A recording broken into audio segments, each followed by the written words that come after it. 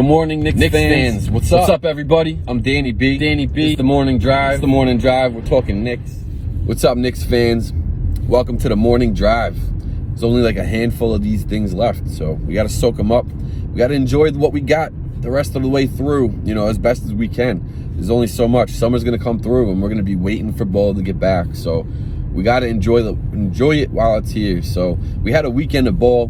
We played the Cavaliers on Saturday. We did not get the win. I went to the game with my little brother. That was his first Knicks game, so it was cool to bring him in the building. Not as cool to, not come out with the win, but it's an experience. Any Knicks fan will tell you that. Just being in MSG is an experience in itself. So it was cool. And then yesterday, we had a late afternoon game down in Orlando against the Magic. And Deuce and Grimes, both available to us to play. And they did get some minutes. And we opened the game up seeing RJ just crank a three right out the gate. He's continuing to slice it and dice it inside as he has been all season long, and at a rate that we've been seeing, just really figuring out a way to finish at the rim.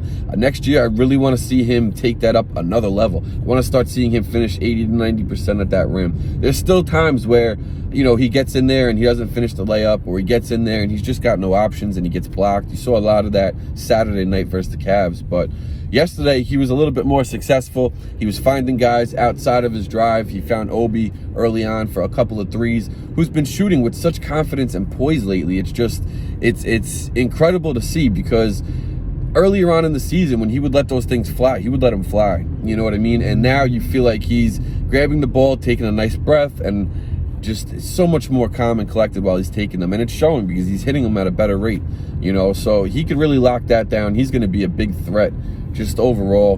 Mitch was all over the place in that first quarter. And the one thing that I wanted to point out was just the defense in the paint, which we've been seeing the last couple of months. And the Magic saw it early on.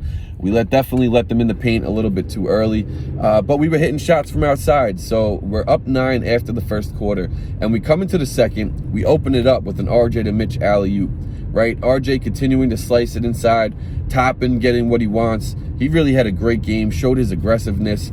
But the Magic, again, they're showing some fight here. They're getting inside the paint at will, and it wasn't until IQ really stepped it up and brought that mojo, being that playmaker that he's become. He started finding his guys. He's pushing the pace. He's picking up steals on D, and it really showed. We pushed it to a 13-2 run to go into halftime. And on top of it, we ended that second quarter the same way we opened it up, with an RJ to Mitch alley-oop. So we're at the half, up 10, 57-47. And we come out of it, we see Obi getting to the line. He's hitting his free throw shots. This is another bright spot in this kid's game, because he's been so good with his free throws.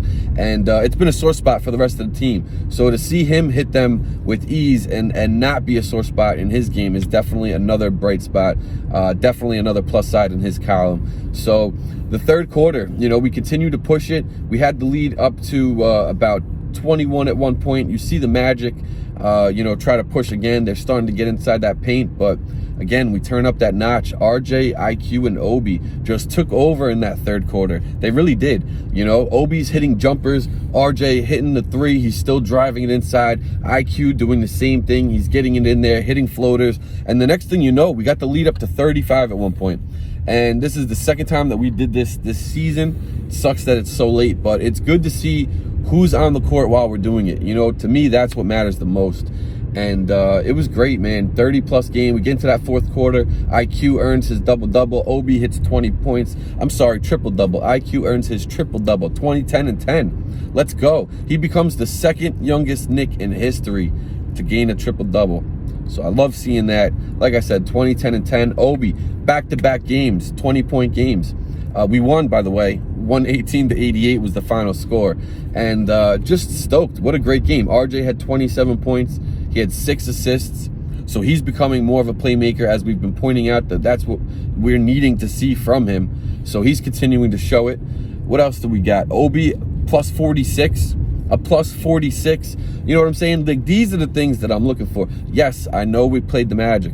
I understand it was the Orlando Magic, but still, this is what you want to see from our guys when you play a team like this, right? We're always saying you got to beat the teams you're supposed to beat.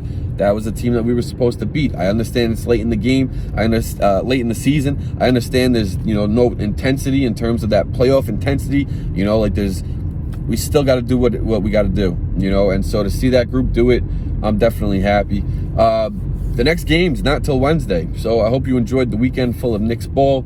Wednesday, we play the Nets at 7:30 p.m., so I hope everybody enjoys their week. Kick it off to a great start. Go kill this Monday. I'll definitely see you guys on Thursday. I'm out. Peace.